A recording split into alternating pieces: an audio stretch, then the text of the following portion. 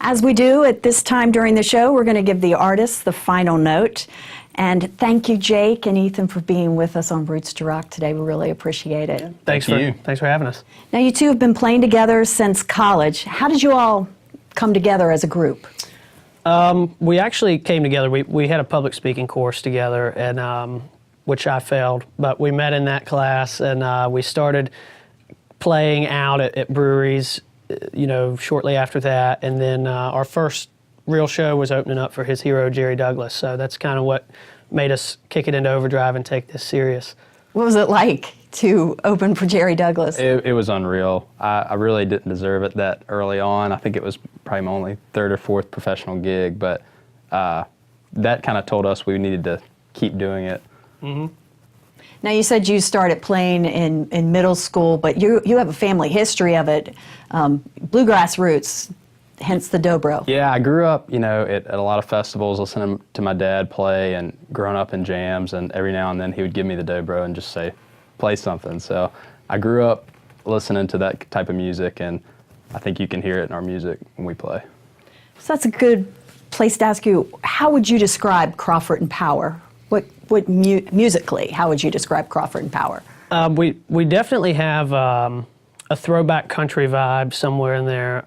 We personally like to listen to everything from Dave Matthews to 90s country to John Mayer to bluegrass, jamgrass. I mean, we kind of listen to everything. So I would hope that a listener could piece each of those things into our music in one way or another, whether it be lyrically or musically or live. Sometimes we jam for longer than we should. So I would hope that they could pick up on all that. Now, when you're out and about, 2018 was a big year for you guys. Tell your fans a little bit of what happened and what that means for 2019. So 2018, the way we're kind of looking at it is like we laid a good foundation. In 2019, we're going to try to build the house. So we had the biggest year we've ever had in 2018. We got to go on the road with Marshall Tucker Band, with Travis Tritt.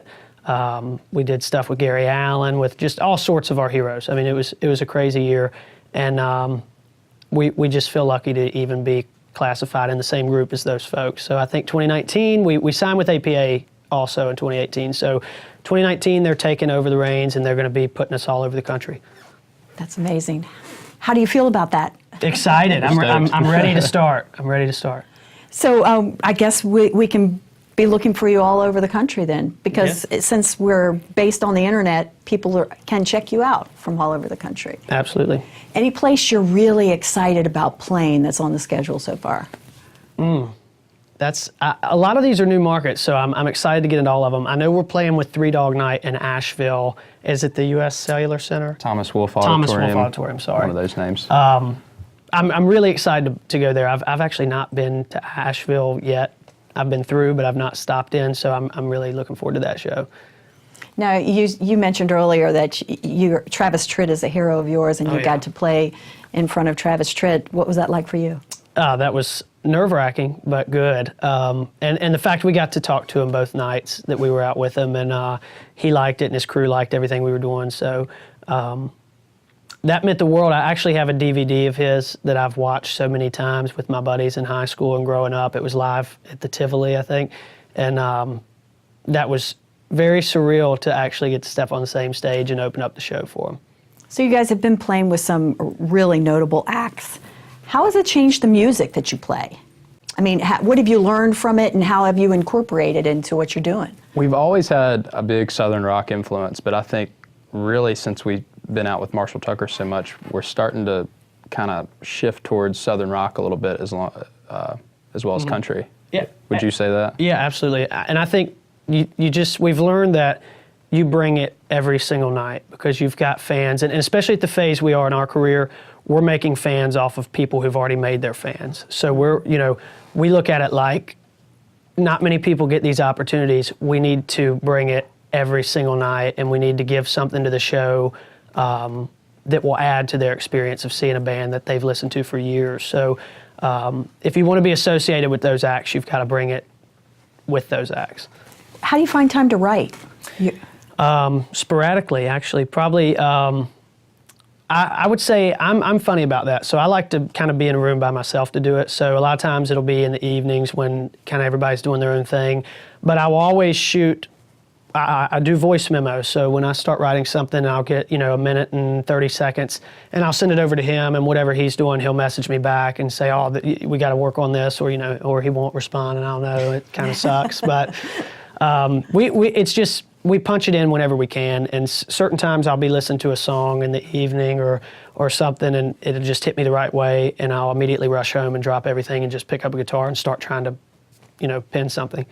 So do you write the words and the music, or do you guys get together to write the music? How does that work? Really, there's no formula. We kind of do for me, the music and the words go together. So I'll start messing around on the guitar, and eventually I'll keep working something until it flows or until it works right. So really, I wouldn't say one before the other, because a phrase kind of goes with what I'm playing, or vice versa. And there's been a lot of times where I'm writing something and Ethan will come in with a awesome lick in the beginning or an awesome flow that'll kind of change up what we're doing. It's really kind of random. We do both. It just, whichever way that song happens is the way it happens. So what's next for Crawford Power? We're going on about a 30-show run for the first 3 months of 2019 that we're really excited about. A lot of really cool shows coming up with Marshall Tucker Band, Three Dog Night. We're doing some headline shows. I think we're going to be at a big songwriting festival down in Florida. Yeah. So we're really excited about 2019. It's going to be really fun. Well, congratulations. We are so excited that you guys joined us on Roots to Rock, and good luck in the rest of 2019. Thanks so Thank you. much.